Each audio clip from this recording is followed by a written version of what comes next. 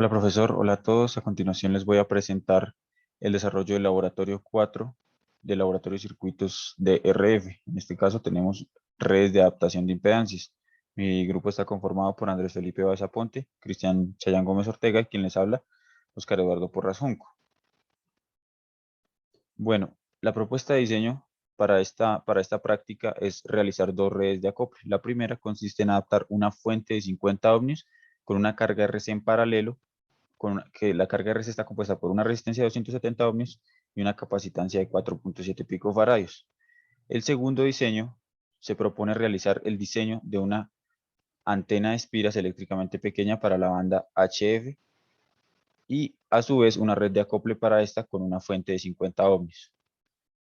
Bueno, para darnos una idea más general de lo que serían los circuitos, tenemos en este caso el circuito de la red 1, tenemos el capacitor y la resistencia de la carga en paralelo y tenemos para la red de acople se eligió una red tipo L con un capacitor en serie con la fuente y una inductancia en paralelo con la carga. ¿Por qué se hace de esta manera? Porque aparte de tener que adaptar la carga, se, se tiene como requisito que la red de acople funcione como un filtro pasa altas. Para la siguiente tenemos pues una antena de espiras cuyo modelo está explicado ahí, está mostrado en el cuadrito y tenemos dos inductancias y dos resistencias que conforman el circuito representativo de la antena. Entonces, LA es la inductancia producida por las espiras y LI la inductancia interna de las espiras. RL es la resistencia de pérdidas de la antena debido al material y RR es la resistencia de radiación. En este caso es la resistencia que en sí entrega, digamos, toda la señal electromagnética. Para este caso se propone adaptar la carga eh, la carga de la antena, que en este caso sería la resistencia de radiación, que es la que entrega la potencia, con una fuente de 50 ohmios. En este caso se elige el diseño mediante una red T. Bueno, para darnos una idea mejor de qué es la banda HF, entonces tenemos que la banda HF es también conocida como la banda de onda corta, donde que se encuentra entre los 3 y los 30 MHz, en donde se tiene una longitud de onda lambda entre 100 metros y 10 metros.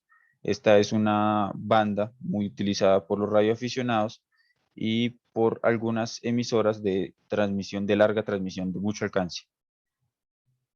Bueno, entonces las frecuencias de diseño que se proponen para la frecuencia de diseño que se propone para la primera red de acople es de 20 MHz y para el segundo de 30 MHz. Más adelante explicaré por qué se escoge para el primero 20 MHz y para el segundo se escoge 30 MHz porque en este caso tenía que ser en la banda HF, que lo hice muy como al límite, se diseñó muy al límite para esas frecuencias. Entonces, eh, luego de hacer los cálculos se obtiene que para el primer, para la primera red de acople, una inductancia de 1.1086 microhenrios y una capacitancia de 75.874 picofarads, que son las L y C de la red de acople L.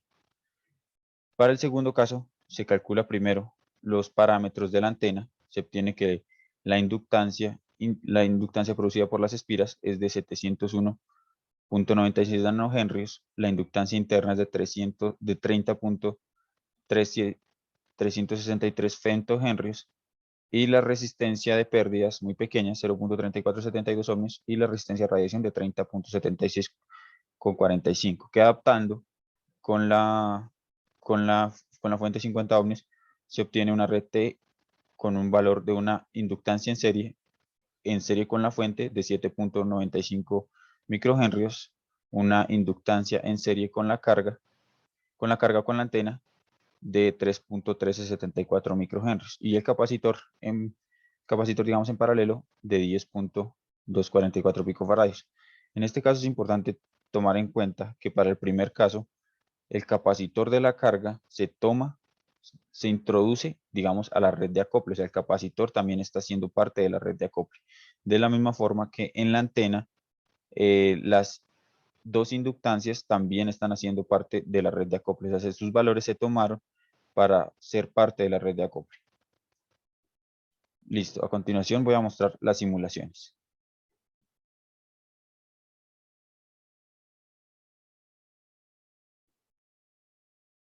Bueno, aquí ya podemos observar el circuito simulado en el software LTSpice y tenemos por acá pues, los parámetros que ya previamente se calcularon, una simulación entre 200 kHz y 2000 MHz, 2 gigas.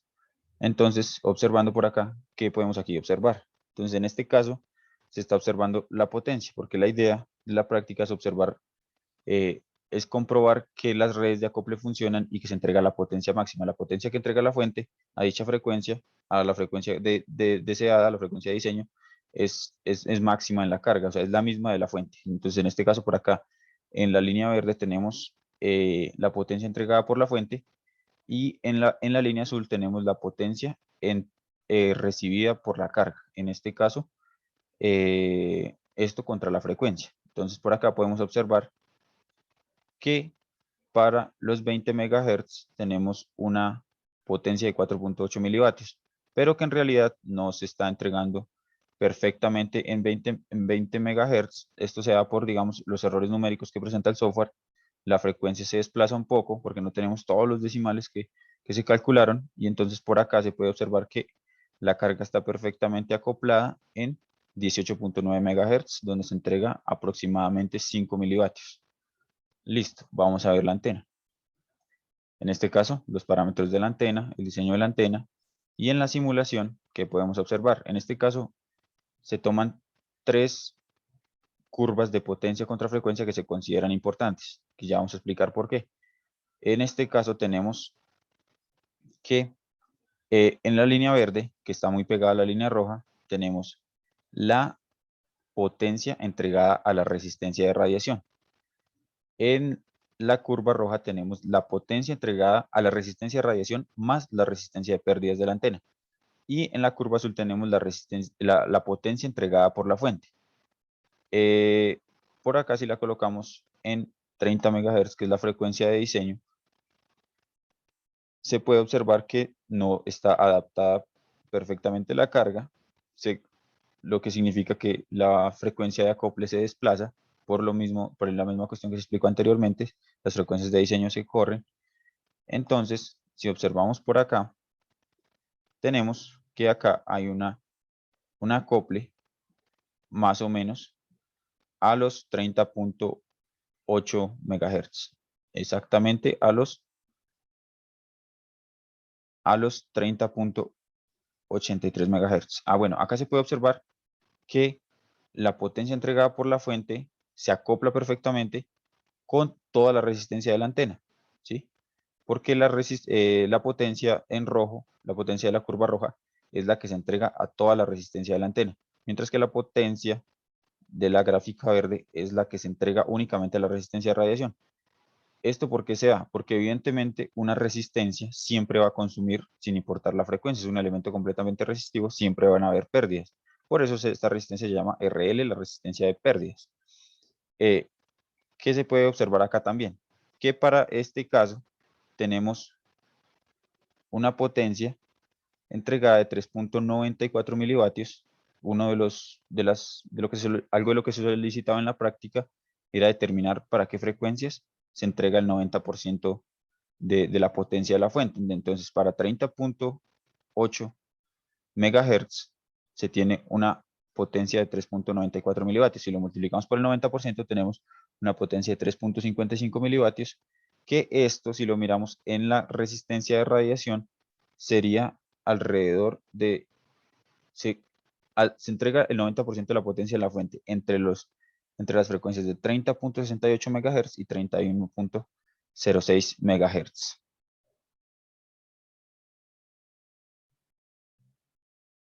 Una vez mostradas las simulaciones, entonces proseguimos con nuestra presentación.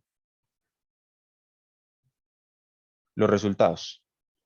Listo. Entonces, para los resultados, estos resultados ya son los resultados, digamos, solo se implementó la primera red y la primera red de acople para obtener como una idea de cómo iba a funcionar mejor o a qué frecuencia funcionaba mejor la red, se hace una caracterización con un VNA, un Virtual Network Analyzer, un analizador vectorial de redes para comprobar cómo es el comportamiento de los elementos que vamos a usar en el circuito. Entonces, en este caso, tenemos que esta es la gráfica de frecuencia, el parámetro S11, la gráfica de resistencia, de impedancia contra frecuencia. Entonces, por acá podemos observar que tenemos tres marcadores. En general, para todas las gráficas que vamos a mostrar de ahora en adelante hay tres marcadores. Uno en 3.5 MHz, otro en 20 MHz y otro en 30 MHz para una medición realizada entre 1 MHz y 35 MHz.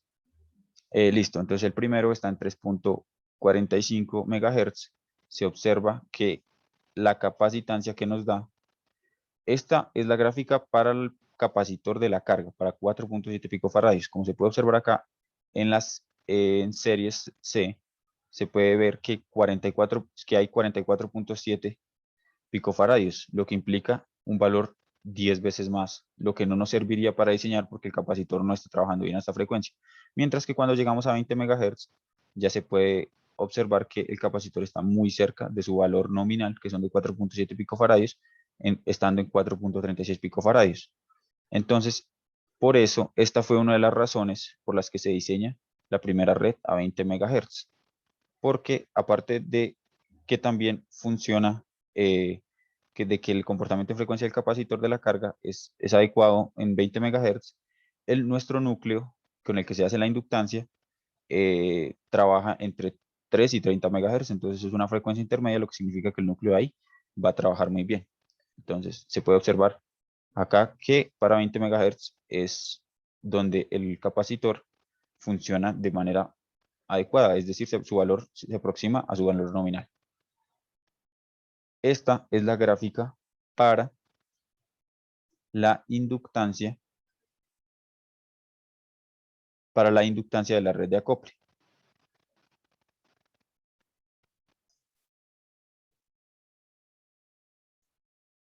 Esta es la gráfica para la resistencia de 270 ohmios. En este caso es una resistencia con una tolerancia de 1%, para una resistencia de 270 ohmios. Se observa que por acá para 20 MHz se tienen 280.07 ohmios, lo cual está pues relativamente cerca, no dentro de la tolerancia, pero sí relativamente cerca del valor nominal de la resistencia.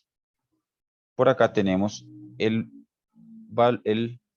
la gráfica de inductancia, bueno, de impedancia contra frecuencia de la inductancia. Para este caso se diseña la inductancia en un núcleo T132, un núcleo T132, que es un núcleo que hemos usado en las prácticas pasadas, y se puede ver que para una inductancia requerida de 1.1086 microhenrios se logra 1.1015 microhenrios realizando un diseño sobre esta inductancia. Por acá tenemos eh, el capacitor de 75, que se había calculado 75.874 picofarads. Se puede ver que para 20 MHz nos acercamos mucho con el valor y tenemos 73.816 picofarads. Este valor no es un valor comercial, este valor se logra a través de una configuración de capacitores, ya sea en serie o en paralelo, que más adelante se va a mostrar. Bueno, aquí, como lo dije, voy a mostrar la configuración que se usó. Entonces, según el circuito inicialmente planteado, teníamos una capacitancia en serie con la fuente, es decir, la fuente se conecta aquí al primer capacitor a la izquierda que se ve. Luego, estos tres capacitores en serie que se ven acá son los que me forman el valor de 73.816 picofarads a 20 MHz que expliqué. Esa es la configuración que se usa. Luego se tiene una inductancia, la inductancia diseñada con el toroide en paralelo con la resistencia a la carga y con el capacitor de la carga. Por aquí podemos observar los valores. Entonces, para la capacitancia de la red de acople, se tiene una capacitancia de 180 picofarads en serie con una de 220 picofarads y en serie con una de 390 picofaradios. Este valor da alrededor de 75 picofaradios, que era lo que se esperaba. Por acá podemos ver la resistencia de carga, la resistencia azul, y el capacitor de 4.7 picofaradios de la carga, también en paralelo con la inductancia diseñada, calculada de la red de acople. Listo. Como último, a través del parámetro S21 de ganancia, se puede observar este gráfico, que es la ganancia contra la frecuencia, el diagrama de Bode de ganancia, en general de toda la red de acople. Entonces, para esto se usa el analizador vectorial de redes con una medición entre sus dos puertos, entre el puerto 0 y puerto 1, puerto S11 y S21 que se ven en el analizador.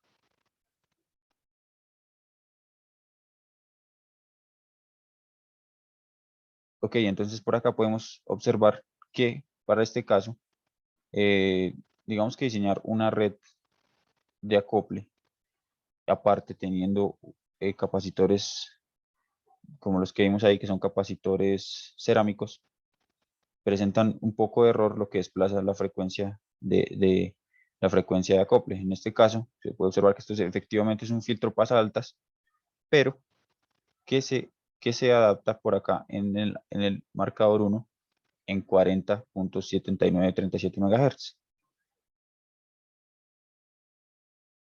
Bueno, las conclusiones.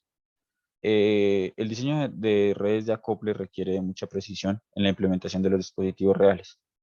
Por supuesto, para tener una gran selectividad o una gran aproximación a las frecuencias que se desean, lo mejor es realizar todas estas simulaciones y la implementación del circuito sobre una placa, puede ser una PCB, que lo hagan directamente máquinas.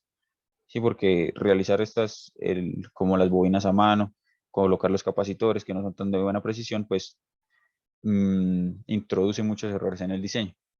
El VNA es una herramienta fundamental en el análisis de redes, ya que permite la caracterización de dispositivos y de su respuesta en frecuencia.